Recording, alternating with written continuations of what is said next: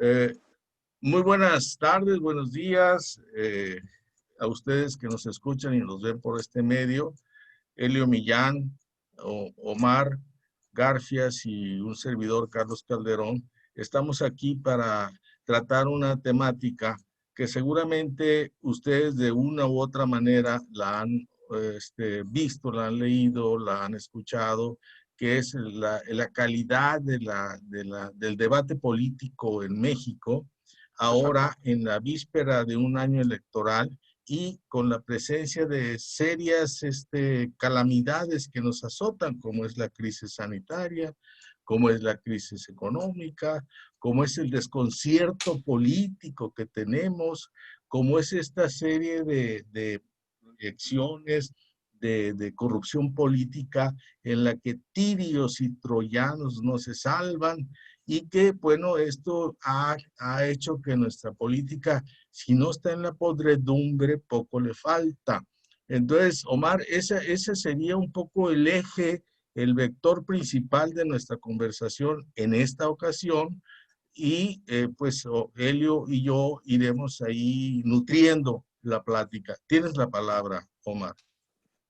Muchas gracias.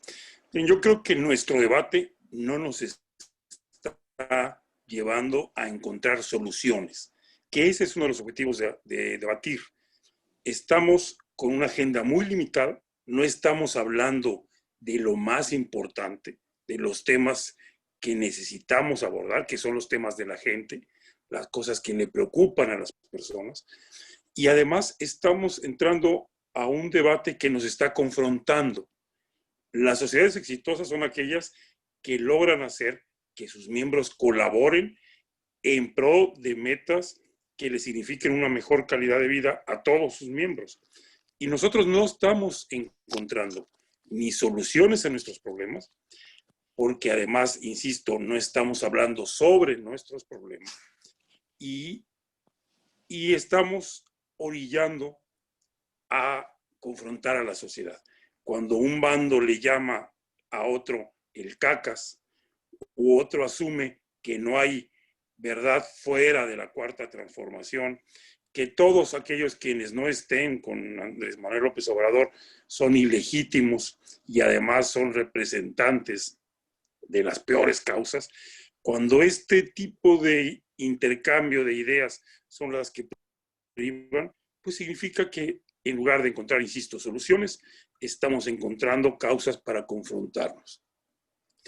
Temas tan importantes como el evitar que haya dinero ilegal en las campañas electorales, no lo estamos abordando de la mejor manera porque no estamos encontrando y construyendo los comportamientos, las legislaciones, las prohibiciones, los incentivos para que se acabe ese dinero ilegal en las campañas, sino estamos usando esos casos para agredir al otro, para profundizar las desventajas que pudiera tener uno de los competidores a partir de llamarlos ilegítimos, y en lugar de solucionar esa dificultad, la estamos profundizando.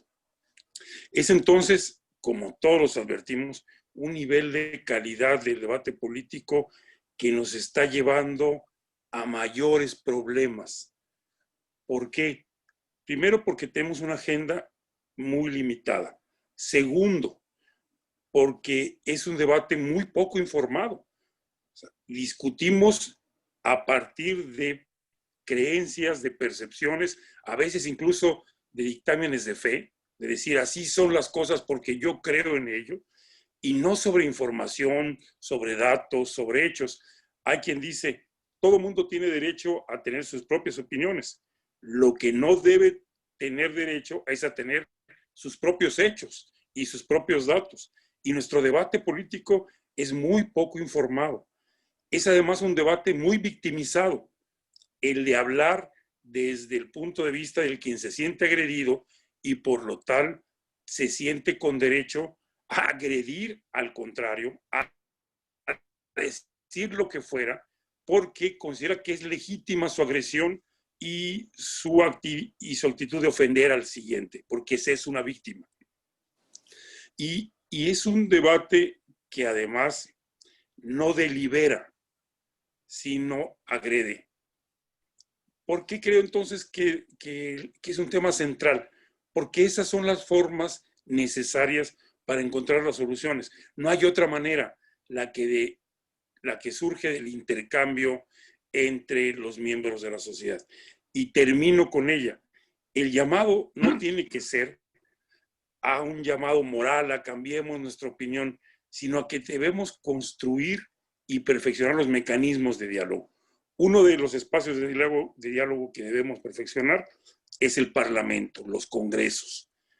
Ahí necesitamos hacer los cambios institucionales para que los congresos sean un buen elemento. Y terminando, quiero abordar el tema de Sinaloa. En Sinaloa tenemos un debate político, por ejemplo, en el Congreso, que nos lleva a que ni siquiera nos podemos poner de acuerdo en el nombramiento de titulares del Instituto de la Mujer, por ejemplo. Tenemos un debate político que además permea el resto de la sociedad y cualquier elección, por ejemplo, las de los sindicatos al servicio del gobierno del Estado o del sindicato del gobierno del Ayuntamiento de Culiacán, derivan en una confrontación y no solamente en poco nivel del debate político, sino incluso de agresiones y de violencia, porque ahora ya se asumió que la violencia es una de las maneras verbal o física para solucionar estos debates. Desde arriba, como diría el presidente, desde arriba hasta abajo tenemos un pésimo nivel de calidad de debate político. ¿Qué tenemos que hacer? Reformar las instituciones, que los medios de comunicación trabajen de una forma, que espacios como este que están construyendo ustedes se base en romper ese victimismo, se base en asentar que deben ser los hechos, los datos sobre los cuales debemos generar y construir un debate político que nos lleve, es la tercera vez que concluyo, pero ahora sí lo voy a hacer, que nos lleve a encontrar soluciones, porque encontrar soluciones es lo que nos permite a las sociedades tener una colaboración efectiva. Muchas gracias. Elio. Bueno, me da otra vez mucho gusto escuchar Gracias. a Omar. Es un joven coherente, Cayón. Sí. Todavía, quién sabe cuando llegue a nuestra edad, ¿no? Muchas gracias No, a usted. lo que te quiero preguntar, no quiero echarme un rollo, más quiero preguntarte. Yo acabo de escribir un artículo en Sinaloa en línea que se llama Biodemia y clase política. Un poco mucho, como dicen en mi tierra, coincidimos con tu primera intervención. Lo que quiero preguntarte es, ¿hasta dónde nos puede llevar este violento debate? Porque ya estaban divididas las familias. Yo, por ejemplo, tengo 5 hermanos chairos y el único fifí soy yo. La llevamos bien todavía, pero si uno revisa los artículos de Loret de Mola, los artículos de los periodistas más o menos independientes, ¿no? Pero no solo. Las discusiones de los que comentan los artículos y columnas es terrible, ¿no? Habiendo tantos argumentos para exponer en uno y otro lado, o en medio, como el caso de Cayón y yo, que no estamos ni con, dicen mi tierra otra vez, ni con melón ni con sandía. Son adjetivos, y yo le llamo adjetivos descalificativos. ¿A dónde podemos llegar con esto, Mar? Creo que el debate... Sí. Adelante. No, bien, esta película ya la hemos visto en otras épocas de la historia y además muy cercanas. Y podría incluso decir, esta película además está pasando en otras sociedades ya.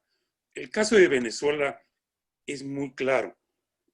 Es un ejemplo de una sociedad donde ya el nivel de confrontación llegó a significar que una parte importante de esa sociedad debe emigrar porque no encuentra las soluciones de empleo ahí.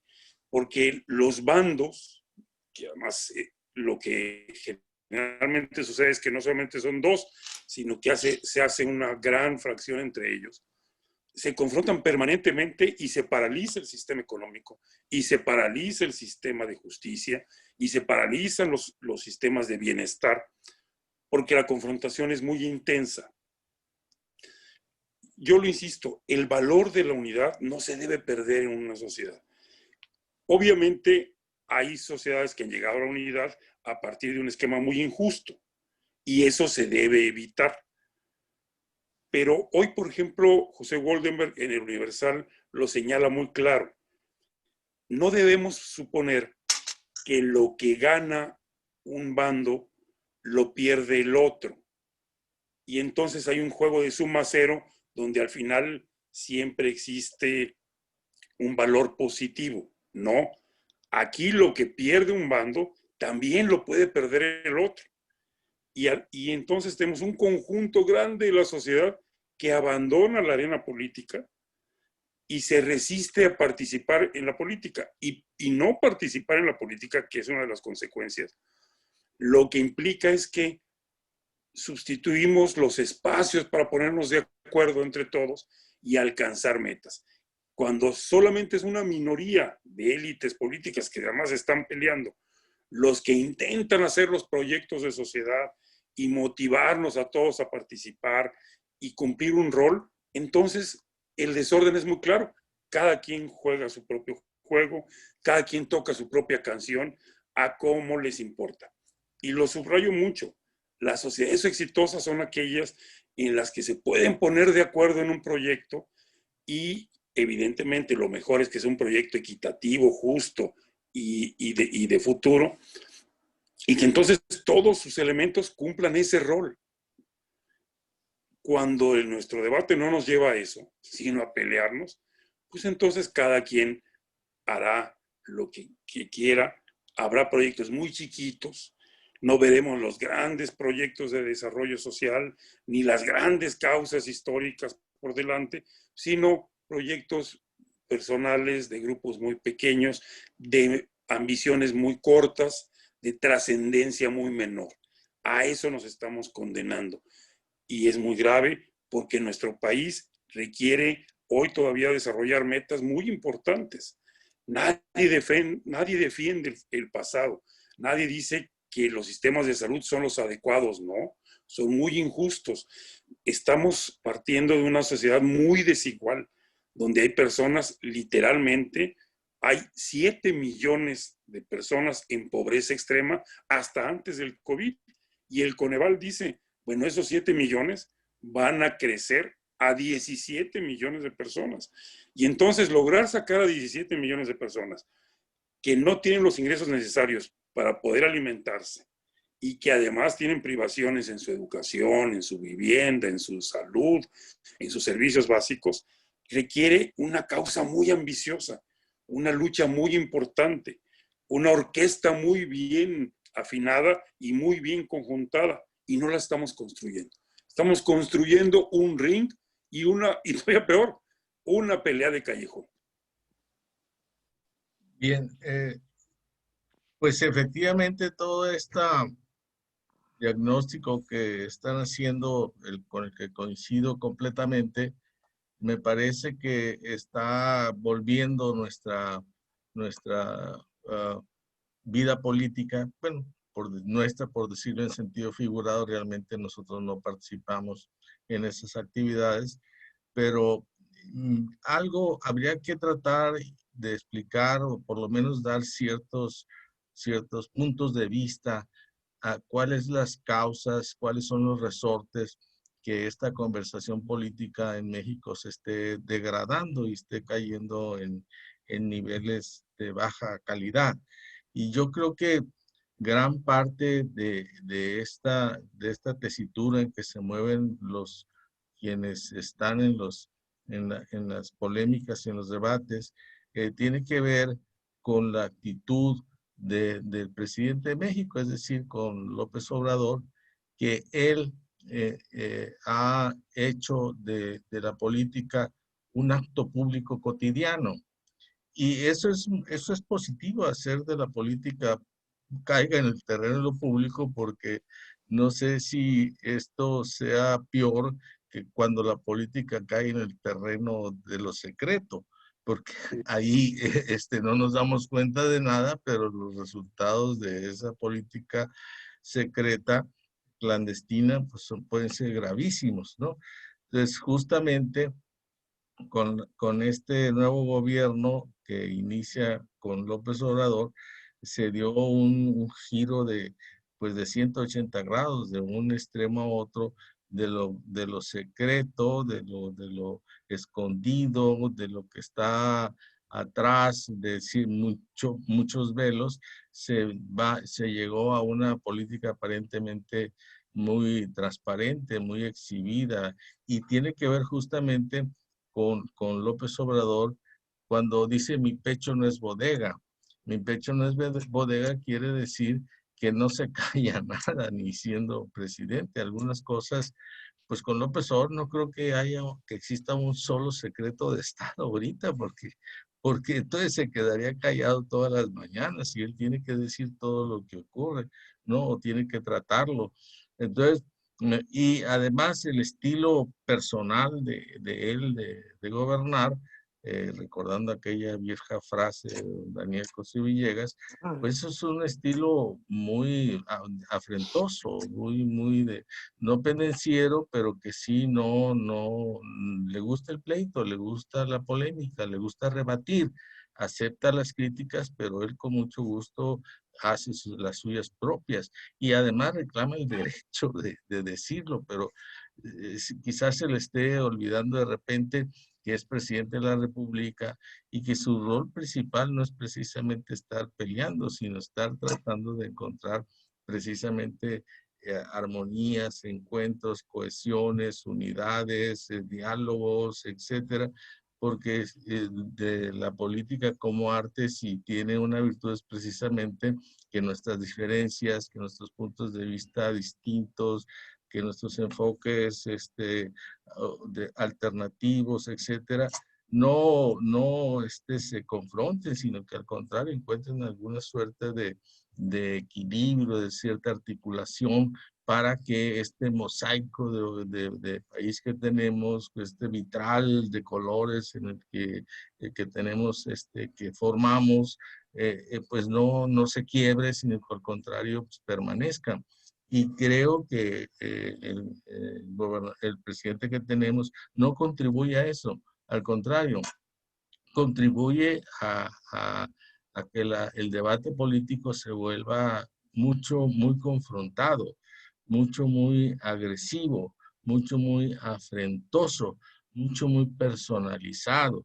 Por ejemplo, eh, estas benditas redes sociales, que son redes sociales, pero no creo que sean tan benditas, me parece que a la vez que son una oportunidad nada despreciable y muy apreciables, pues en ese sentido, también son un marco para que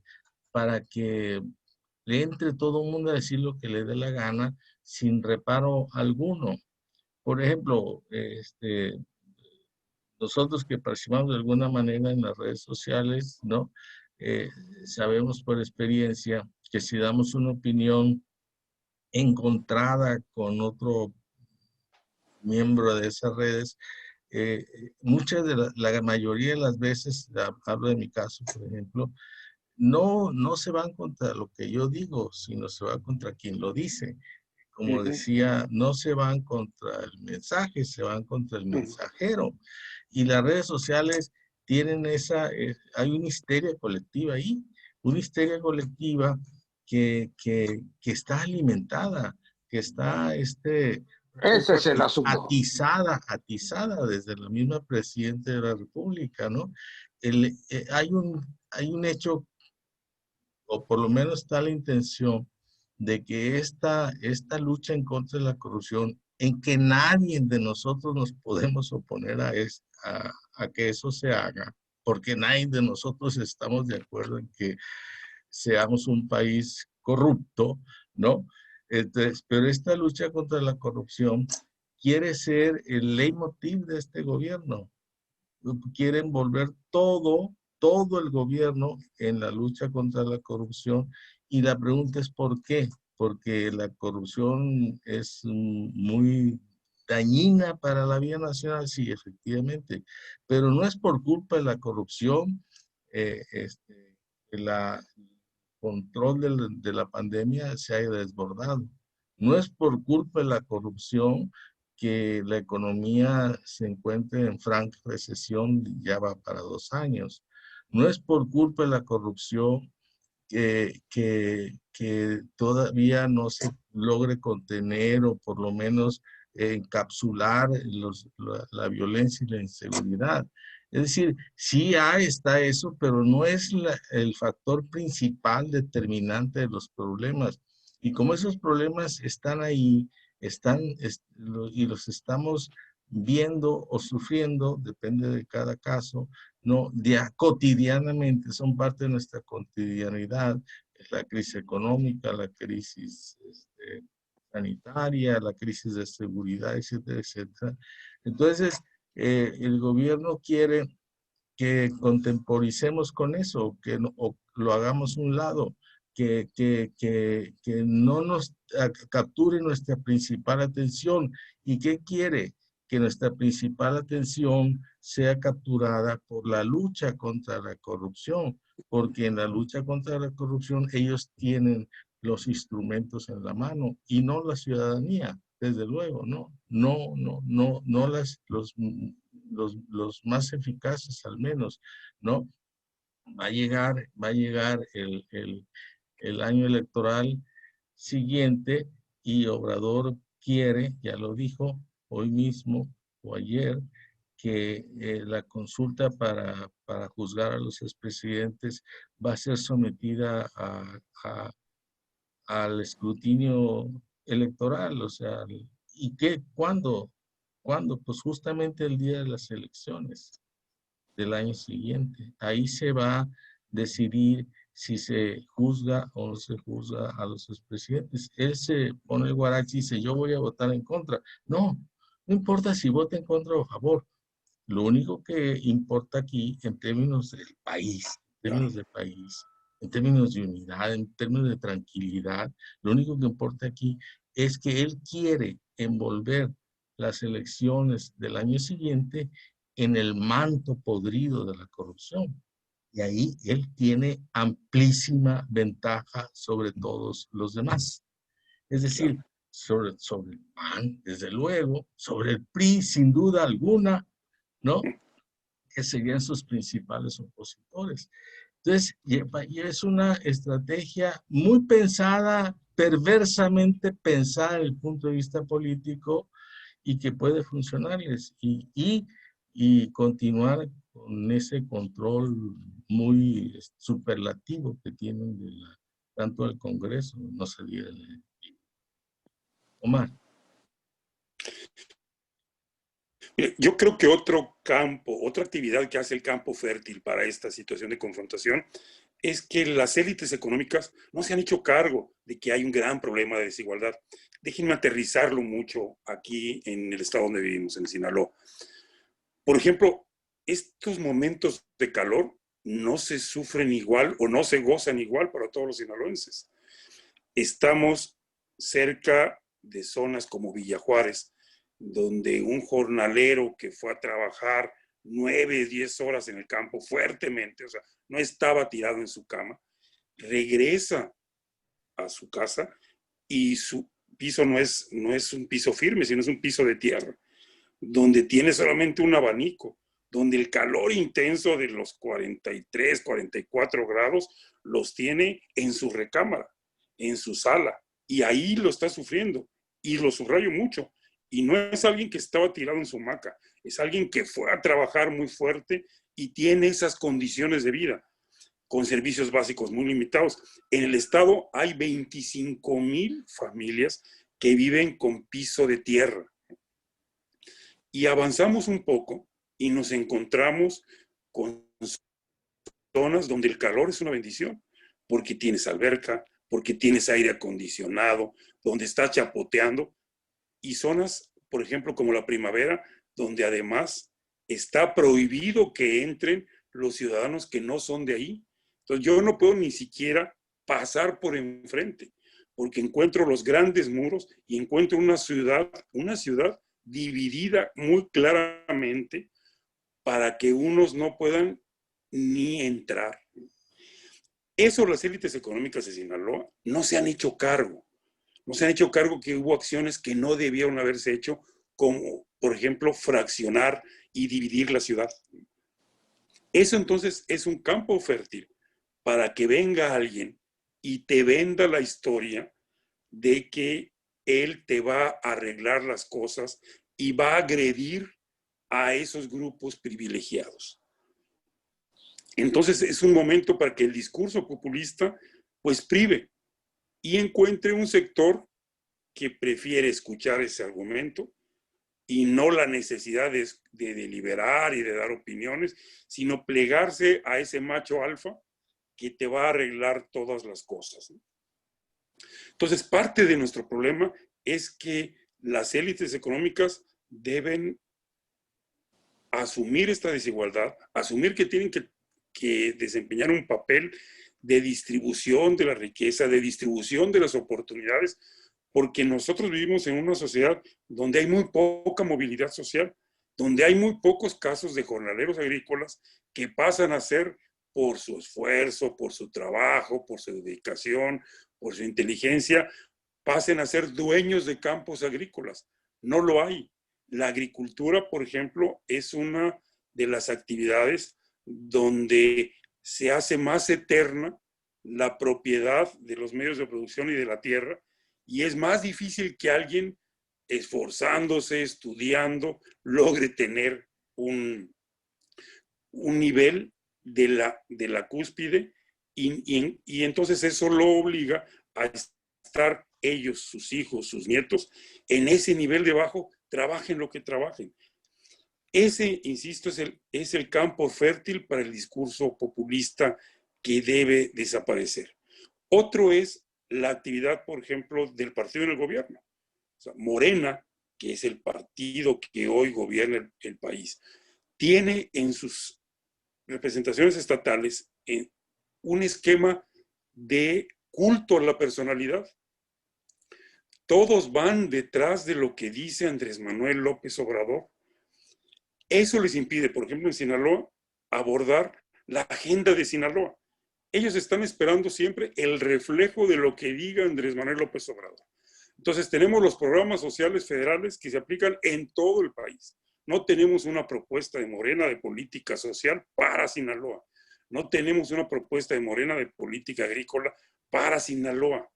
Y entonces, por ejemplo, nuestra agenda está abandonada porque el partido en el poder está ocupado en seguir el reflejo del líder máximo para no contrariarlo, y mucho menos se atreven a cuestionar y decir, no, aquí debería haber esto. Vemos cómo suceden casos de ineficiencia en la distribución de los programas sociales.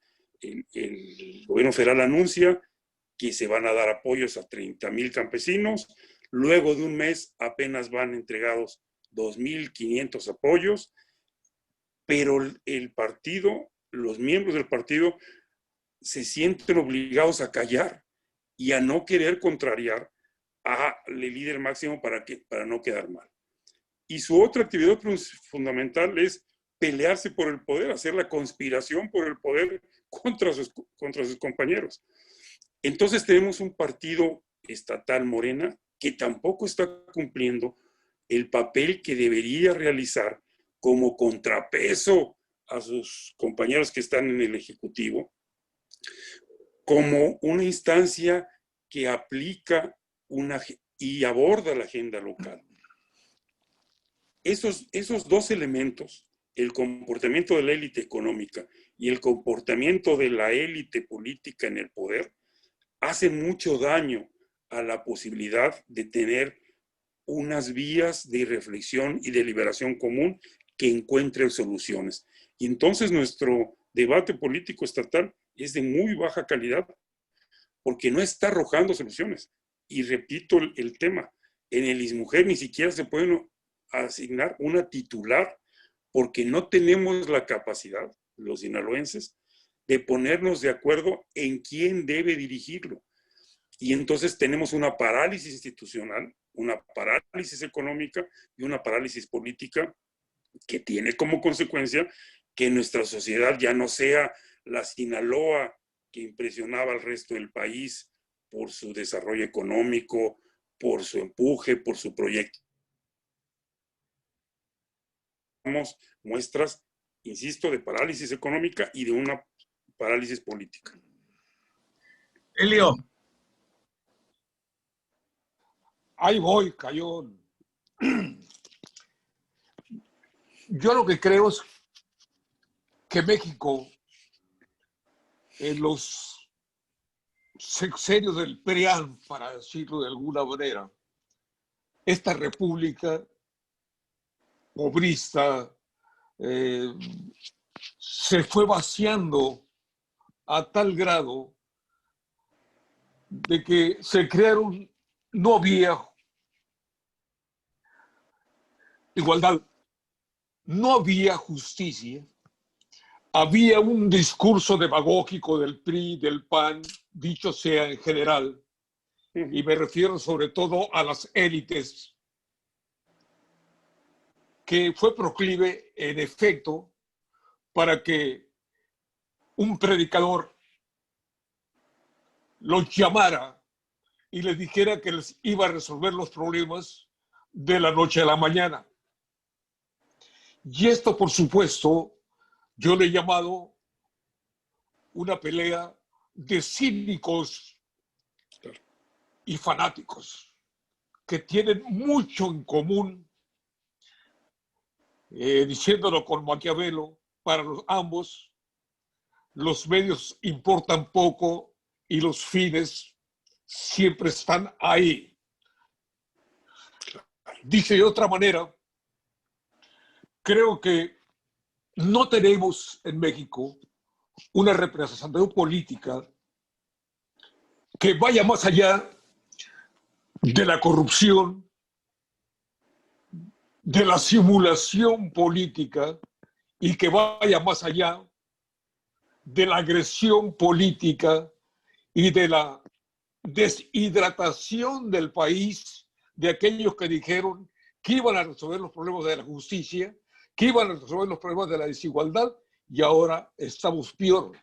Chávez, Venezuela, todos estos países son nuestra... Ahí nos podemos ver ya un poco en el espejo de sus países. Lo que creo es que vamos más a la pobreza todavía. Tus datos son muy importantes, Omar, pero quisiera que me respondieras más concreto. Sí, sí. ¿Vamos a la pelea en las calles? Yo creo que es muy posible llegar a ese nivel, pero que además no toda confrontación necesariamente es de violencia física. Estamos en la antesala, por ejemplo, de violencia económica. Tenemos en Sinaloa, por ejemplo, un caso muy grave.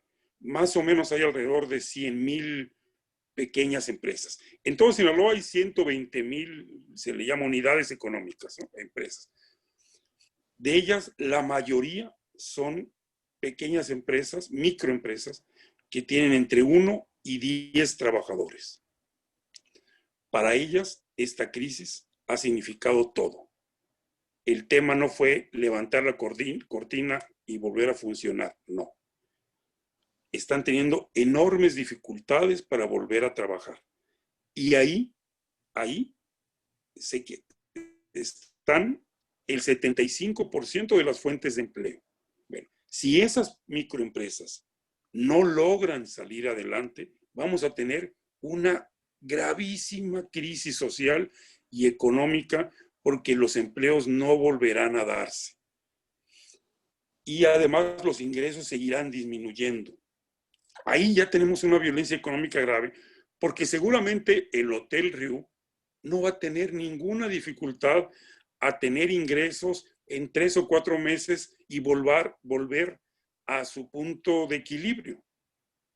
Pero la empresa que lavaba las sábanas para un hotel pequeño no está teniendo posibilidad. La fonda de 3 personas que le daba de comer a 15 o 20 trabajadores del Hotel Riu en forma barata no está arrancando.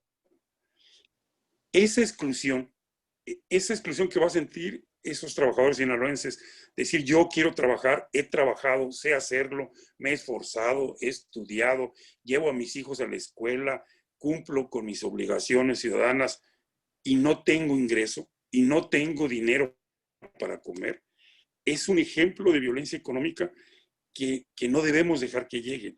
Y entonces las élites económicas del Estado, las grandes empresas, le pongo el nombre, o sea, Jesús Vizcarra, Agustín Coppel, tienen que preocuparse por hacer un programa que fortalezca a estas microempresas. Primero, porque de por sí ya eran muy débiles, su productividad era muy baja. Y segundo, porque el mundo cambió y entonces su baja productividad y su estar fuera de foco, no incorporado al mundo digital, por ejemplo, le va a ocasionar muchas dificultades. Las élites económicas tienen que asumir eso y tienen que ver cómo ayudan a fortalecer este sector. Y de ahí al paso que tú me dices de que los malos resultados económicos se traduzcan en confrontaciones, primero en las redes, donde, mira, todos tenemos experiencia de haber puesto una opinión en el Facebook o en el Twitter y haber recibido a cambio una mentada de madre, ¿no? O sea, todos, o sea, y de personas que ni conoces, o sea, alguien que nunca en tu vida vas a volver a ver y que te dice cosas gravísimas de tu familia, de tu físico, de tu aspecto, o bien, como tú lo decías, a veces personas que querías mucho o que quieres mucho y que tocas ese tema y se te voltean y te agreden y dices, pero si yo no estoy, bueno.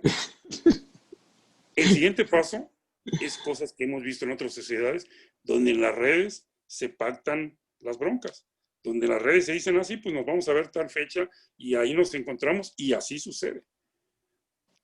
Ese es el camino que lleva a que las sociedades se quiebren, a que tengan poca productividad, poco empleo, a que haya migración. Nosotros en Sinaloa nos vanagloriamos de que incluso se le da aquí, la economía de aquí, de Sinaloa, permite que otras poblaciones vengan acá y aquí se le da empleo y haya migración.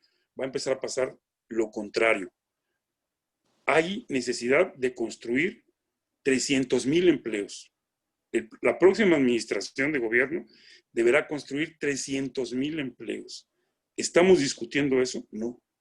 ¿Estamos viendo cómo la élite económica va a ayudar a las pymes a desarrollarse? No. Estamos hablando de cómo esos 300,000 empleos deberán ser apoyados con las instituciones de educación superior, con el TEMEC, con la digitalización. No. Estamos hablando en el Congreso, en los partidos, de otros temas. Y además lo estamos haciendo con mucha violencia. Lo que tú dices es, ya es triste. Yo, por ejemplo, ayer puse unas cosas en el Face y como a las 11 de la noche me paré y chequé y ya tenía una agresión que me puso muy triste diciendo, pues es muy grave que lo que yo opiné, la respuesta sea una agresión personal. Estamos en una situación muy difícil. Y estas nuevas formas de comunicarnos, Macario Schettino dice, estamos en una ola diferente. Cada que han cambiado las maneras de comunicarnos, se han apelado a sentimientos distintos. Y dice, cuando fue la imprenta, cuando fueron los medios de comunicación masivos. Y ahora lo que priva son las emociones más básicas. Ante estas nuevas posibilidades comunicativas, lo que ha resurgido son los sentimientos más básicos, y uno de ellos es el miedo. Y el miedo ha encontrado una manera de de expresarse con la agresión. Y ha encontrado una manera política, el populismo. Ante el miedo, yo he salido a encontrar quién va a ser el macho alfa que me va a solucionar la vida. Y a ese macho alfa yo le entrego mi raciocinio, mis ideas y le voy a creer todo lo que él me diga, porque me está diciendo una cosa que sí veo, que hay unos que se han estado aprovechando de mí, que hay unos que yo, a pesar de que trabajo de albañil y que me esfuerzo y que le estudié y que llegué a la prepa y que no encontré ya otra cosa a estudiar, pero todos los días me esfuerzo, resulta que ellos tienen 60 o 70 veces lo que yo no tengo. Y resulta que hoy yo me estoy friendo de calor en mi casa y ellos en cambio están en una alberca con daiquiris, con vodka, gozando la vida. Y no somos muy distintos. Bien, pues con todo estos puntos de vista, opiniones, argumentos, datos que nos ha ofrecido Omar Garfias, trato de hacer una suerte de imagen de lo que has dicho. Y cuando te refieres a lo de las élites económicas, caso Sinaloa, y te preguntas qué están haciendo para un poco paliar las dificultades de los pobladores de esas áreas, pero también qué están haciendo para ayudar a las pymes y mini pymes, ahorita que están pasando por situaciones bastante difíciles de remontar con sus propios recursos. Es decir, si no son ayudados, lo más probable es que no se vuelvan a aparecer en el mercado a través de su venta de servicios o productos. Y yo recuerdo, Omar, que porque por mi propia experiencia, algún tiempo trabajé en un gobierno estatal aquí, durante el sexenio, vaya, y me di cuenta que en aquel tiempo, era un gobierno priista, ¿no? En aquel tiempo, los gobernantes se ocupaban de esos problemas, se ocupaban del agua potable, se ocupaban del empleo rural, se ocupaban de las cultivos de las zonas serranas, se ocupaban de créditos a los pequeños y pequeñas empresas, se ocupaban de cosas que tenían que ver con la vida social, ¿no? No se diga de la pesca, no se diga de la ganadería, no se diga de los pequeños propietarios, del minifundismo, ¿vale? Del minifundio, ¿no? Entonces, era parte de su agenda de gobierno. Hoy no te escuché una pregunta, ¿y qué está haciendo el gobierno del estado? Excepto un funcionario que sale todos los días a chambear, me refiero al de pesca, ¿no? Y que está dando a conocer que anda aquí, anda allá, tratando de hacer cosas, ¿no? Lo demás lo veo realmente bastante también apático. No quiero yo decir nada contundente al respecto porque realmente admito que no estoy al día en cuanto a información, pero sí quiero dar una opinión porque ese aparente indiferencia de los gobiernos locales con respecto a la problemática social de sus territorios, que son los encargados. Y eso tiene que ver precisamente con una suerte de traslado de los núcleos de decisiones de todos los lugares de la República hacia un solo lugar, ¿no? Y vuelvo otra vez a mi misma opinión de las cosas. El actual gobierno federal, para mí, tiene 4 características que provocan un rasgo común o un rasgo muy preocupante. Es un gobierno concentrador. Un gobierno concentrador. O sea, ¿quién conoce al gabinete? ¿Quién conoce a los delegados? ¿Quién conoce a alguien que no sean los 2 que 3 que lo acompañan al señor? Es un gobierno centralizador, ¿no? porque ha estado precisamente cortando estas redes federalistas que vinculaban los 3 niveles de gobierno para el flujo de recursos, etcétera, de demandas y ofertas. Es un gobierno verticalista, porque todo se decide desde la cima de la pirámide del poder, pero con una base muy angosta, de tanto que realmente es un cono, no es una pirámide. O sea, hay una voz única que decide prácticamente todo a nivel local y desde luego también se impacta a niveles municipales, centralista, verticalista, concentrador, y es un gobierno omnipresente. Sus mañaneras y sus giras en el interior, y aparte ahí también hace mañaneras, no es precisamente para estar las 24 horas de los 7 días de la semana en la presencia, en el imaginario nacional, en la presencia mediática, en las conversaciones de los hogares, de los parques, de los cafés, de la vida cotidiana de la gente. Entonces esas tres características o sí, de tipo administrativo, si tú quieres, más manejo de la opinión pública, de la imagen pública, pues lo que está creando es una especie de aura nacional que todo lo envuelve. Y uno se pregunta, ¿y qué está haciendo el gobierno del Estado? Pues dentro de ese envoltorio, pues prácticamente nada. ¿Qué puede hacer? Nada, o muy poco. Y si es tan poco que ni siquiera lo presume, ¿no?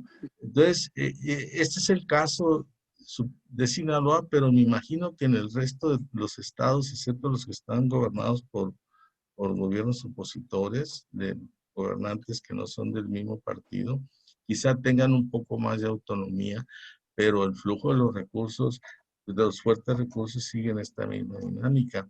Entonces, sobre esa base, uno puede entender qué hace Morena aquí. Pues exactamente hace lo que tú dices, no hace nada. O sea, está esperando que le digan del centro qué es lo que hay que hacer, ¿no? ¿Y qué hace Quirino? Pues quién sabe qué haga, porque no tiene que hacer, porque no lo dejan hacer, porque no tiene esos recursos, ni esa libertad, ni ese marco que antes sí había en la vida política nacional. En el sistema federal mexicano de antes sí había ese federalismo de alguna manera, si tú quieres, pero lo había. Hoy no existe ese federalismo, ¿no? Entonces, eso está haciendo que no se esté haciendo poco y haya toda esta serie de problemas que tú has venido enumerando o señalando, y quizá esa sea una de las razones por lo que esta situación es muy preocupante. Sí, Omar. Los gobiernos locales en México son sumamente débiles. Por eso, cuando algunos gobiernos estatales han planteado la necesidad de que se revise el pacto fiscal, están hablando de un tema muy importante.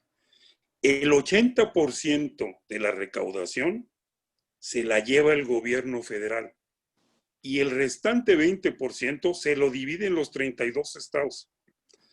Aquí tenemos además la circunstancia de que el presidente traza una línea de austeridad, de austericidio y de no contratación de deuda, y entonces el comportamiento de los congresos locales de Morena es impedir que los gobiernos locales busquen deuda, adquieran deuda para operar en estos momentos.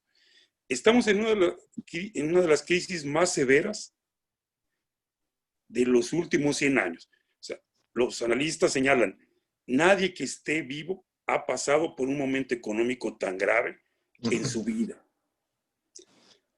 El próximo año, el próximo presupuesto del 2021 estatal debería tener el tamaño y la precisión adecuada para los problemas que vamos a pasar en Sinaloa.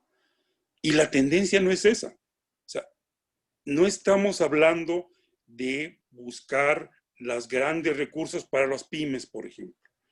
No estamos hablando de resolver el problema de vivienda que es muy grave en el Estado, que requeriría 8,000 millones de pesos y que además significaría la posibilidad de hacer una actividad económica detonadora y de creación de empleos. No, nuestro Congreso no ha estado llamando a los sectores económicos y sociales para ver cómo construimos un gran presupuesto. No, nuestro Congreso está siguiendo la lógica que le trazaron en México de bloquear la posibilidad de la deuda.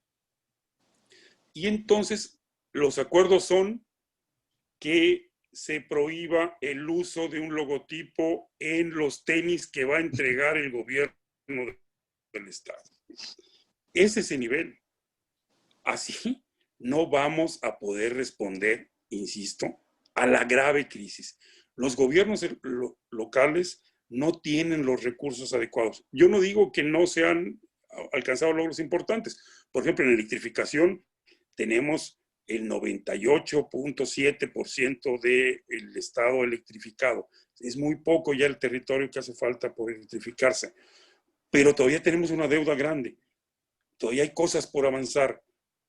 Por ejemplo, empresas como Visur o como Coppel han desarrollado actividades filantrópicas interesantes. O sea, Salud Digna es un ejemplo mundial, ¿no?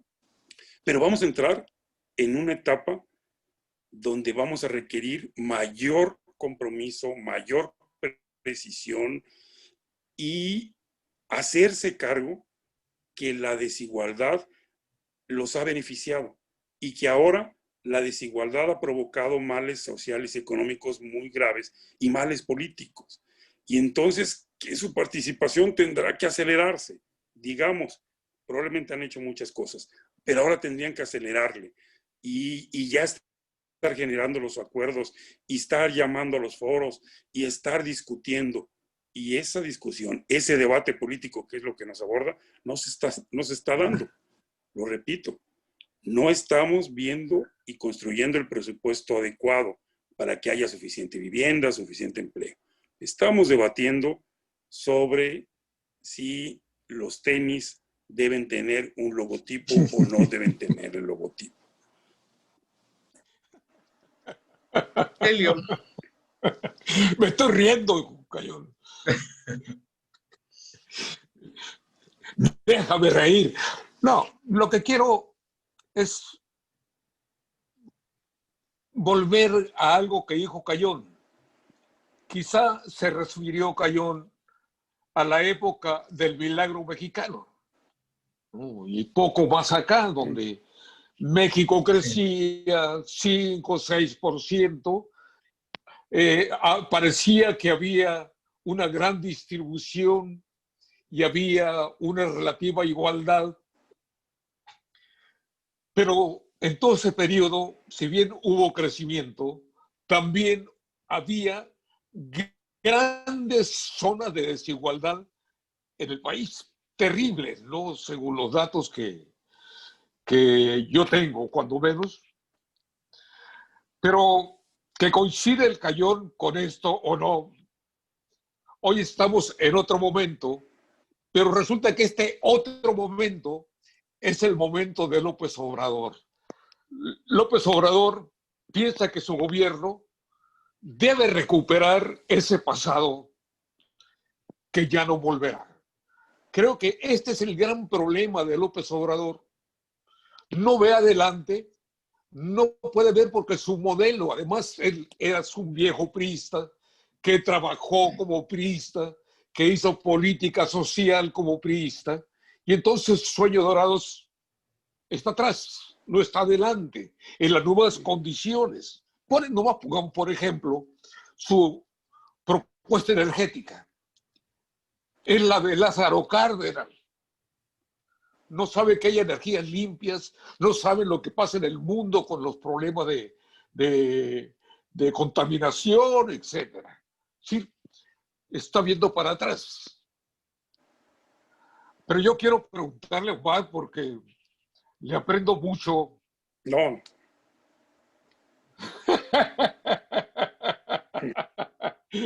Déjate querer, Omar, hombre. Generosos que son ustedes, son muy generosos.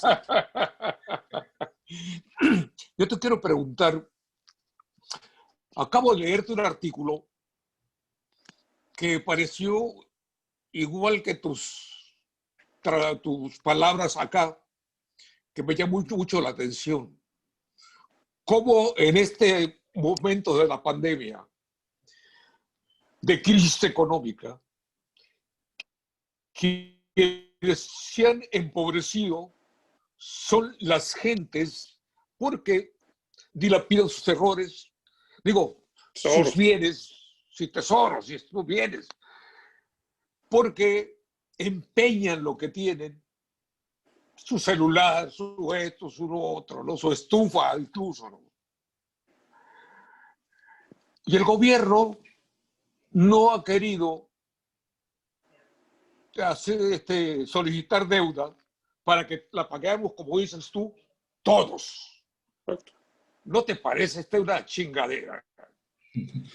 Perdón por la palabra. Claro. No, es muy justa y es muy descriptiva. Tuvimos un gran problema a partir de que 13 millones de personas debieron dejar de trabajar, que significó perder su empleo y dejar de tener ingresos. 1 millón de personas tenían ahorros de 5,000, 6,000, 7,000 pesos, 10,000, 11,000 pesos. Esos ahorros eran para que su vejez no fuera de pobreza. Son los ahorros que todos tenemos, bueno, que muchos empleados tenemos como Afore. Y estás ahorrando para que cuando llegues a los 65, 70 años puedas tener una pensión. Pues estas personas tuvieron que recurrir a ese dinero para poder comer hoy. Y que significa que cuando lleguen a los 70 años no van a tener ese ahorro. ¿Cuántos fueron? En julio fueron 184,000 personas. La madre. Y en todos estos 6, 7 meses fueron 994,000 personas. Eso es 85% más que lo que hubo el año pasado. Son datos que nunca se habían dado desde que se mide y que están las Afores en 2005. Nunca había habido un retiro tan grande del retiro por el desempleo. ¿Qué se hizo en otros países? En otros países el gobierno no tenía recursos como como en México, y lo que hizo fue pedir prestado y entregarle un apoyo a estas personas. Se habló mucho, démosles un bono solidario para que sobrevivan este tiempo, démosles 3,700 pesos para que no tengan unos que solicitar ese retiro y pierda su ahorro. Bueno, pero todavía tenemos casos más graves. Hay 11 millones que porque están en el sector informal no tienen ese ahorro. ¿Esos qué hicieron? Pues cayeron en las garras de los agiotistas o tuvieron que rentar y prestar y malbaratar lo poco que tenían. El apoyo no fue suficiente. Les doy un ejemplo en el caso de los trabajadores al servicio doméstico, que todos conocemos. En México hay más o menos 2,400,000 trabajadores y trabajadoras, sobre todo son mujeres, de servicio doméstico. Bien. La ONU hizo un estudio señalando que por la pandemia, por lo menos el 70% quedó en riesgo de su trabajo. No van porque no podían llegar por cuestiones sanitarias, o la propia familia no tenía ya con qué pagarles, o la propia familia ya no quería que entrara otro elemento a su casa y la posibilidad de contagio y demás. Bueno, eso habla de que en todo el país 1,800,000 trabajadoras domésticas perdieron su ingreso. Bueno, el gobierno federal dio un apoyo. 25,000 pesos prestados, prestados. Van a tener que pagar.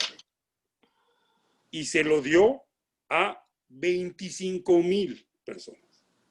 O sea, de un universo de 1,800,000, se lo dieron solo a 25,000 personas, a nadie. O sea, significó que no hubo apoyo, significó que el pueblo se tuvo que rascar las uñas y significó que el pueblo entonces ahorita está endeudado. Pero como una figura política de decir, yo no soy como los de antes, el gobierno federal decidió no pedir prestado. ¿Qué pasó? Bueno, pues entonces no hubo los apoyos suficientes. La deuda la tiene la gente. Si el gobierno federal hubiera pedido prestado, entre todos hubiéramos tenido que pagar esa deuda, y proporcional y solidariamente. Y entonces a los más ricos les hubiera tenido que aportar una parte. Las condiciones de esa deuda también serían diferentes, porque los gobiernos tienen líneas de crédito con los organismos internacionales con tasas muy bajas. De hecho, tenemos una línea de crédito con el Fondo Monetario Internacional por 61,000 millones de dólares, a una tasa de 3%. Siendo así, hubiera sido un préstamo que hubiéramos pagado entre todos por 3%. En cambio, ahora el préstamo lo adquirió la gente, los más pobres, con tasas del 10, del 12%. Pero el gobierno federal trazó la línea de yo no soy igual, y una de las muestras es que yo no tomo deuda. Y la línea política bajó así, y se señaló como un alto triunfo. No tomamos deuda, ¿sí? Los que tomaron la deuda son los pobres. Los pobres de México son los que quedaron endeudados, y no hubo solidaridad con ellos, ¿no?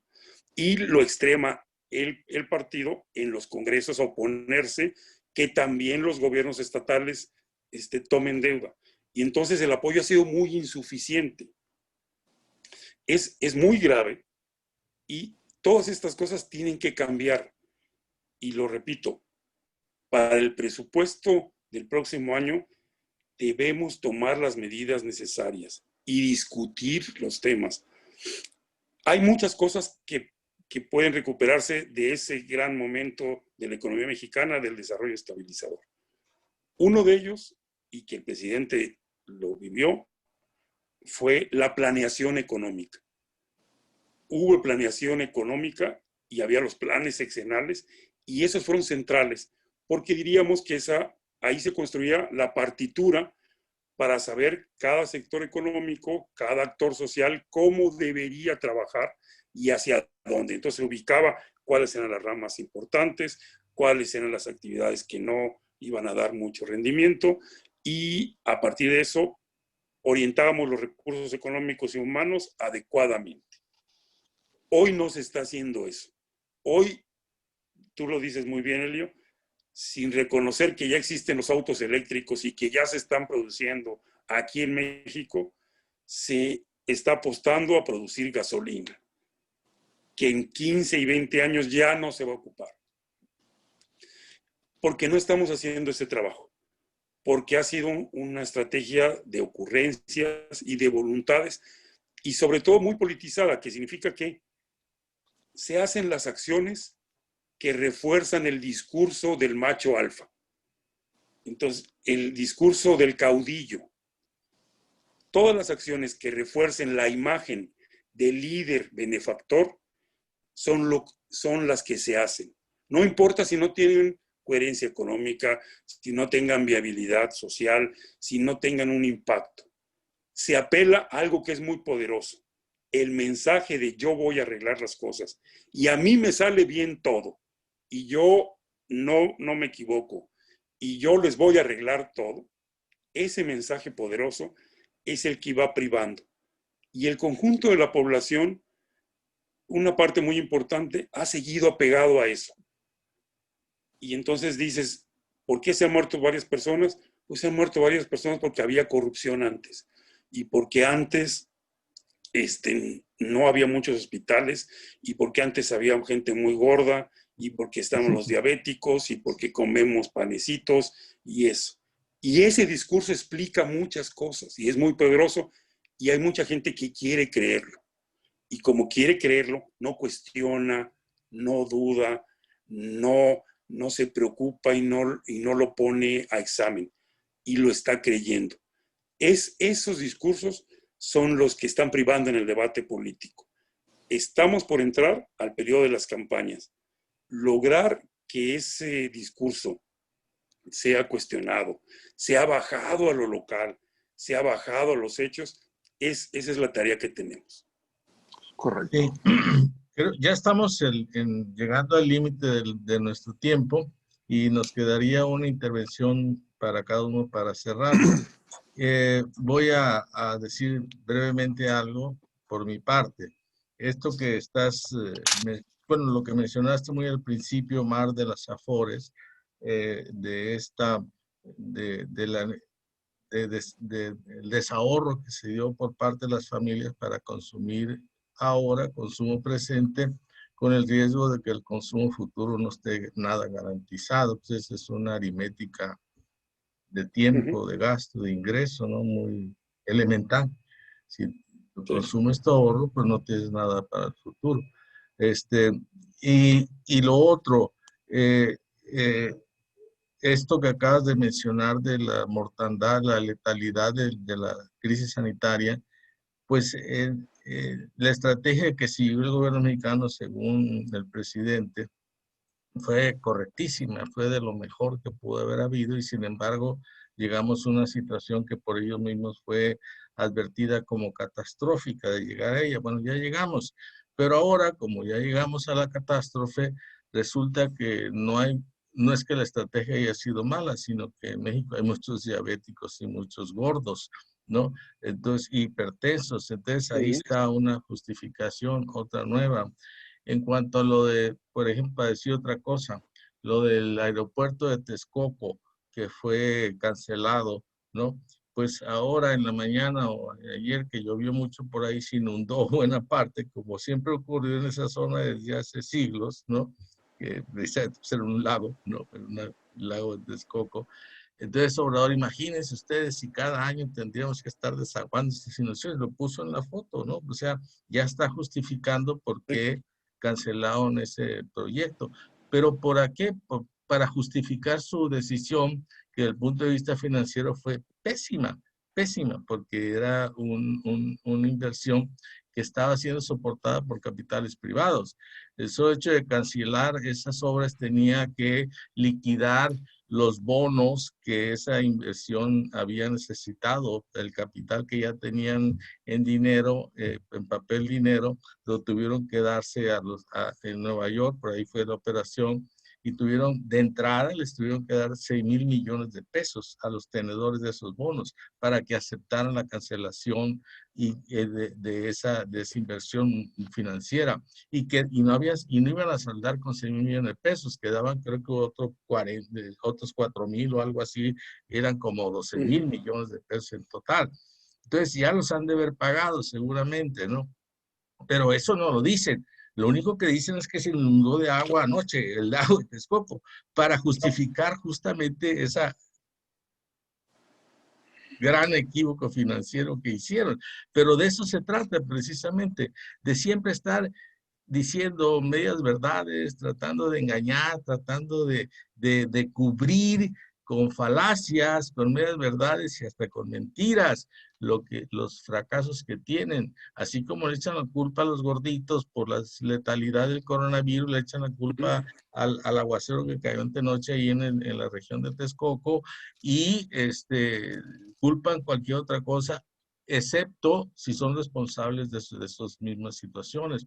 Y como tú dices, Omar, si este juego de lenguajes que hace Obrador todas las mañanas, tratando de fijar la discusión del día, tratando de fijar la agenda, tratando de poblar las primeras planas todos los días, los noticieros de radio, los noticieros de televisión, él con su voz matutina, pues entonces vamos a seguir envueltos en el escándalo. Y los problemas reales, estos que has tú mencionado, pues no van a ser parte de la discusión electoral del año siguiente. Va a ser nada más el video de los Oya, los panistas echando dinero en una bolsa o su hermano echando dinero en otra, o cualquier otro video que salga por ahí, o las pláticas de Monreal con el exgobernador Velasco. Y eso es lo que va a envolver. Y claro, el único que va a salvarse de ese huracán de latrocinios y de corruptelas, pues va a ser él, el que cruza el pantano y no mancha sus plumas, ¿no? Esa clase de aves, pues. Entonces, sin embargo, creo que el año siguiente, pues no, aún así va a ser esto un periodo bastante ríspido. Elio. Híjola, tengo muchas cosas que decir, pero Bien, bien. ya dijiste, Cayón, que ya nos vamos, No, ya sí, acabamos de... es que ya vamos para la hora y media. Ay, sí. Pero ha estado bueno. No, yo quiero preguntarle a Omar muy rápidamente, primero con esta diferencia. Creo que los políticos del siglo XXI, del siglo de los videos, lo están usando como un seguro. ¿Sí? Yo te tomo un video a ti haciendo latrocinios, pero sé que tú o otro amigo tuyo ha tomado un video también. Entonces, si tú sacas un video, yo saco el otro, ahora quién, ¿cómo nos va?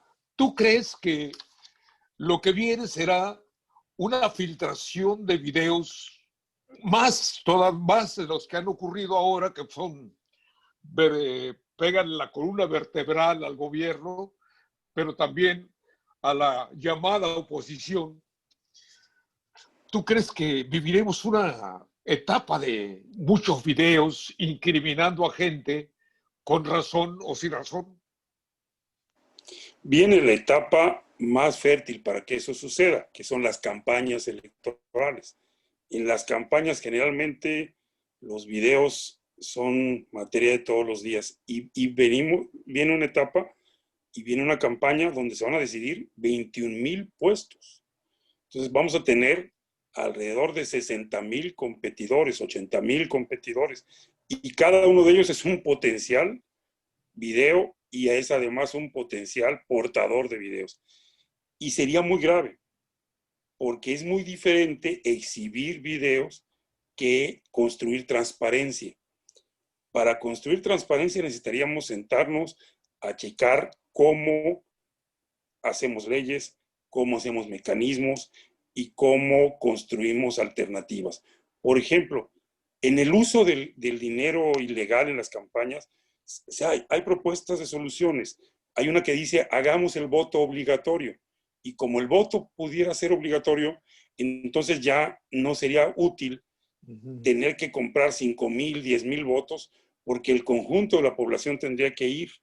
No estamos hablando de hacerlo obligatorio, entonces meterlos a la cárcel. Estamos hablando de dificultar el acceso a ciertos trámites a personas que no hubieran votado, ¿no? Crearles complicaciones para que ellos prefieran ir a votar en lugar de que tengan que batallar para hacer algunos trámites. Y eso permitiría que ya no fuera útil comprar 10,000, 15,000 votos porque son muchos más los votantes. Pero podríamos encontrar muchas más soluciones, pero no las estamos encontrando. No estamos hablando de la transparencia, estamos hablando de exhibir videos. Y ahí hasta hoy, estos días que tuvimos de videos, no encontramos ninguna solución. No hubo una propuesta para que esto dejara de pasar. Yo creo que la alternativa es, para conformar un buen debate político, es hablar de lo local, que abordemos los temas que nos importan, abordemos los temas de la gente, los problemas de las personas, ¿no? Lo que tenemos en común. Y subrayemos mucho la necesidad de la unidad social, de la unidad fincada en la equidad, en el combate a la desigualdad, en la ampliación de derechos, pero la unidad. Creo que esos dos factores del debate político pueden contrarrestar la baja calidad que hubiera. Abordemos lo local y privilegiemos la unidad. Muy bien. Elio, una palabra final y cerrar. No, pues que vuelvas a invitar a Omar dos días de estos. Invitado ¿no? permanente. No, que tú eres el que te pones. Este gran espacio que ya ustedes construyeron es muy visto y para mí es un privilegio gozar de su generosidad. Muchas gracias. Pero, Omar, quiero decirte que no se opone el Cayón, ¿no? No es cierto. No. Es con el que tengo influencias, mayores influencias. Muy bien, pues le damos las gracias a quienes nos Gracias. escuchan y nos ven. A nombre de Elio Millán, Omar Garfias y un servidor, Carlos Calderón. Gracias. Nos vemos.